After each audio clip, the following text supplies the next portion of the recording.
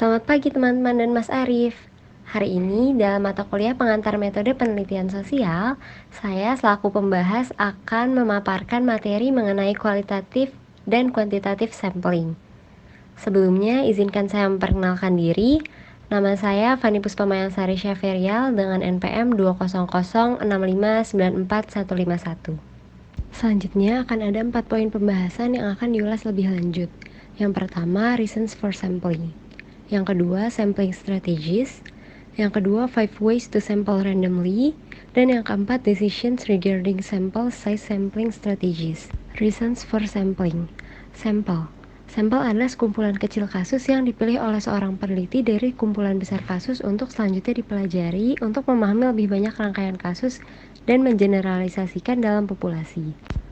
Agar hasil dari suatu sampel dapat digeneralisasikan ke seluruh populasi, maka data dalam sampel perlu diperiksa secara rinci dan mendetail. Dalam studi kualitatif, untuk memungkinkan peneliti membuat pernyataan tentang kategori dalam populasi, sampel jarang diambil untuk mengumpulkan sekumpulan kecil kasus yang merupakan reproduksi yang akurat dan sistematis dari seluruh populasi. Yang terjadi justru sebaliknya.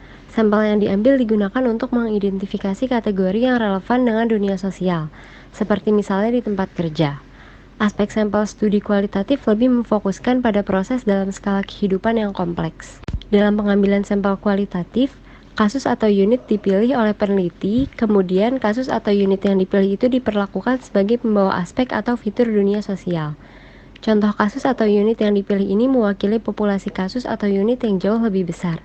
Singkatnya, dalam studi kuantitatif, sampel ada untuk mewakili dari lebih banyak populasi. Sampling strategies. Strategi sampling digunakan untuk menghindari dua kesalahan pengambilan sampel yang mungkin terjadi. Kesalahan pertama adalah melakukan pengambilan sampel dengan cara yang ceroboh atau tidak tepat. Dan yang kedua adalah memilih jenis sampel yang tidak sesuai untuk tujuan studi. Untuk menghindari kesalahan kedua, diperlukan strategi pengambilan sampel yang sesuai dengan tujuan dan data studi khusus. Strategies when the goal is to create a representative sample. Dalam sampel representatif, tujuannya adalah membuat data sampel yang mencerminkan atau mewakili banyak kasus lain yang tidak dapat diperiksa secara langsung.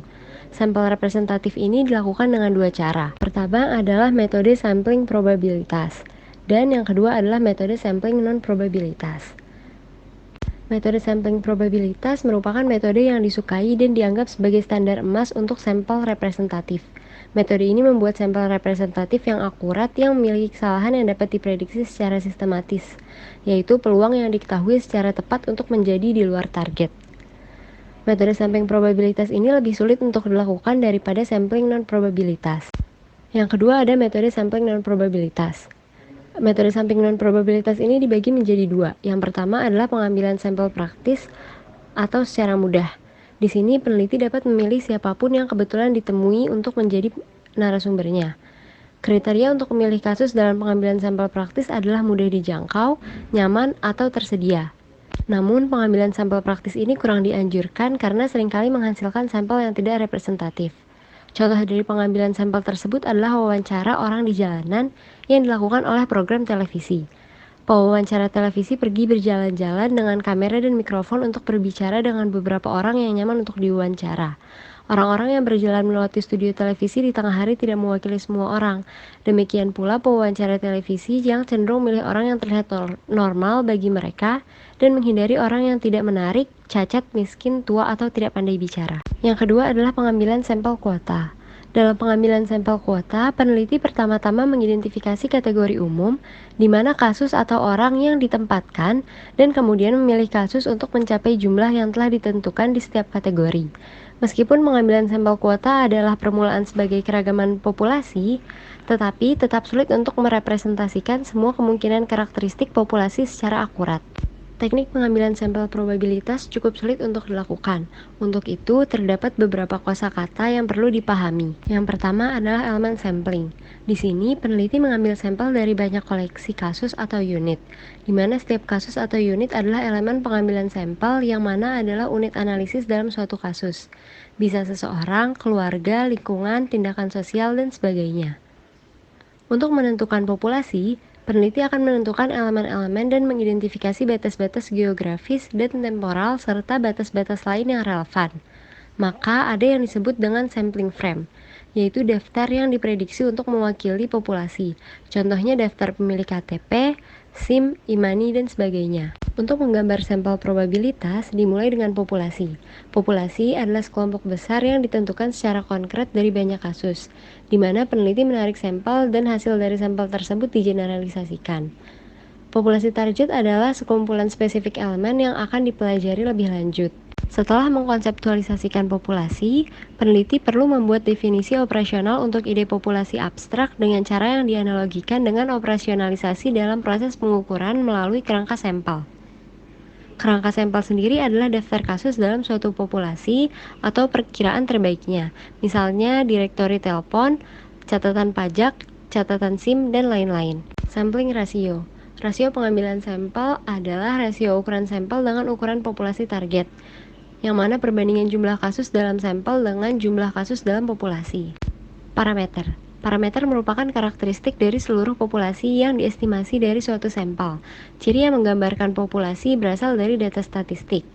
Nah, data statistik sendiri adalah kata yang beberapa arti termasuk perkiraan numerik dari parameter populasi yang dihitung dari sampel. Selanjutnya adalah random sampling. Dalam matematika terapan, teori probabilitas bergantung pada proses acak, yaitu proses seleksi tanpa pola apapun, yang berarti bahwa setiap elemen akan memiliki probabilitas yang sama untuk dipilih. Sampel acak menghasilkan sampel yang paling mungkin benar-benar mewakili seluruh populasi yang juga memungkinkan kita untuk menghitung secara statistik hubungan antara sampel dan populasi, yaitu ukuran kesalahan pengambilan sampel. Kesalahan pengambilan sampel adalah penyimpangan antara apa yang ada dalam data sampel dan parameter populasi yang ideal karena proses acak. Terdapat 5 cara untuk mengambil sampel secara acak. Yang pertama adalah simple sampling. Kemudian ada stratified sampling, cluster sampling, systematic sampling, dan random digit delete. Simple sampling adalah sampel acak di mana seorang peneliti membuat kerangka pengambilan sampel dan menggunakan proses acak murni untuk memilih kasus sehingga setiap elemen pengambilan sampel dalam populasi akan memiliki probabilitas yang sama untuk dipilih. Yang kedua adalah systematic sampling, yaitu merupakan metode menarik sampel dengan cara memilih setiap kasus yang terdapat dalam kerangka, lalu menggunakan interval tertentu. Merupakan metode acak sederhana dengan prosedur pemilihan jalan pintas. Interval pengambilan sampel merupakan kebalikan dari rasio pengambilan sampel yang digunakan saat memilih kasus dalam pengambilan sampel sistematik. Selanjutnya adalah stratified sampling, yaitu merupakan metode di mana peneliti yang melakukan penelitian membagi sampel ke beberapa kategori atau kelas, lalu menggunakan pemilihan acak dalam memilih kasus dari setiap kategori. Selanjutnya adalah cluster sampling, yaitu merupakan metode menarik sampel yang digunakan ketika ingin mencari sampel yang mencakup area geografis yang besar dengan menggunakan beberapa tahap. Cluster sampling digunakan untuk mengatasi dua masalah, yaitu kurangnya kerangka pengambilan sampel yang baik untuk populasi yang tersebar dan biaya tinggi untuk mencapai elemen sampel. Yang terakhir adalah random digit dialing, yaitu merupakan teknik pengambilan sampel yang digunakan dalam proyek penelitian di mana masyarakat umum diwawancarai melalui telepon, yaitu menggunakan semua nomor telepon secara acak yang memungkinkan. Strategies when the goals differs from creating a representative sample. Peneliti sosial baru sering bertanya, berapa besar sampel saya? Jawaban terbaiknya adalah tergantung. Ini tergantung pada karakteristik populasi, jenis analisis data yang akan digunakan, dan tingkat kepercayaan dalam keakuratan sampel yang diperlukan untuk tujuan penelitian. Sebagaimana dicatat, ukuran sampel yang besar saja tidak menjamin sampel yang representatif. Kita dapat menjawab pertanyaan tentang ukuran sampel dengan dua cara. Yang pertama, membuat asumsi tentang populasi dan menggunakan persamaan statistik tentang proses pengambilan sampel acak. Yang kedua, menentukan ukuran sampel adalah aturan praktis, jumlah konvensial atau yang diterima secara umum. Types of non-probability sample. Dalam penelitian kualitatif, tujuan penelitian mungkin tidak memerlukan sampel yang representatif dari sejumlah besar kasus. Sebaliknya, sampel non-probabilitas seringkali lebih sesuai dengan tujuan studi. Dalam sampel non-probabilitas, peneliti tidak perlu menentukan ukuran sampel sebelumnya dan memiliki pengetahuan terbatas tentang kelompok atau populasi yang lebih besar dari mana sampel diambil. Tidak seperti sampel probabilitas yang membutuhkan pendekatan yang dirancang sebelumnya berdasarkan teori matematika. Pengambilan sampel non-probabilitas sering secara bertahap memilih kasus dengan konten spesifik dari sebuah kasus yang menentukan apakah itu dipilih. Ada 6 tipe non-probabilitas sampel. Yang pertama adalah purposive sampling, dikenal juga sebagai judgmental sampling, yaitu adalah jenis pengambilan sampel yang berharga untuk situasi khusus. Ini digunakan dalam penelitian eksplorasi atau penelitian lapangan. Dalam purposive sampling, peneliti menggunakan berbagai metode untuk menemukan semua kemungkinan kasus dari populasi yang spesifik dan sulit untuk dijangkau. Yang selanjutnya adalah snowball sampling, yaitu merupakan metode untuk mengambil sampel atau memilih kasus dalam jaringan. Metode ini menggunakan analogi bola salju, yang awalnya kecil tetapi menjadi lebih besar saat kita menggulungnya di atas salju basah dan memungut salju tambahan. Bisa dibayangkan bagaimana bola salju akan bertambah menjadi lebih besar. Nah, di mana peneliti memulai suatu kasus dan kemudian berdasarkan informasi mengenai hubungan timbal balik dari kasus tersebut, juga mengidentifikasi kasus-kasus lain dan mengulangi proses-proses tersebut lagi dan lagi. Pengambilan sampel bola salju adalah teknik multistage, yang dimulai dengan satu atau beberapa orang atau kasus dan menyebar berdasarkan tautan ke kasus awal. Ketiga adalah deviant case sampling, disebut juga pengambilan sampel kasus ekstrim, yang merupakan sebuah sampel non-acak yang terutama digunakan oleh peneliti kualitatif, di mana peneliti memilih kasus yang tidak biasa sebagai cara untuk meningkatkan wawasan terhadap suatu proses sosial. Yang keempat, sequential sampling. Pengambilan sampel sequential juga mirip dengan pengambilan sampel dengan tujuan tertentu. Di sini peneliti mencoba menemukan sebanyak mungkin kasus yang relevan sampai waktu, sumber daya keuangan, dan energinya habis atau tidak ada lagi informasi atau sesuatu yang baru dari kasus tersebut. Yang kelima ada theoretical sampling, yaitu merupakan pengambilan sampel teoritis. Di sini peneliti memilih waktu, lokasi, atau peristiwa tertentu untuk diamati guna mengembangkan teori sosial atau evaluasi ide-ide teoritis. Yang terakhir adalah adaptive sampling, merupakan sebuah desain penelitian yang disesuaikan berdasarkan dengan pengamatan awal. Dalam melakukan penelitian sosial, strategi pengambilan sampel harus sesuai dengan tujuan studi tertentu agar tidak menyeleweng. Desain penelitian, pengukuran, pengambilan sampel, dan teknik penelitian tertentu saling bergantung.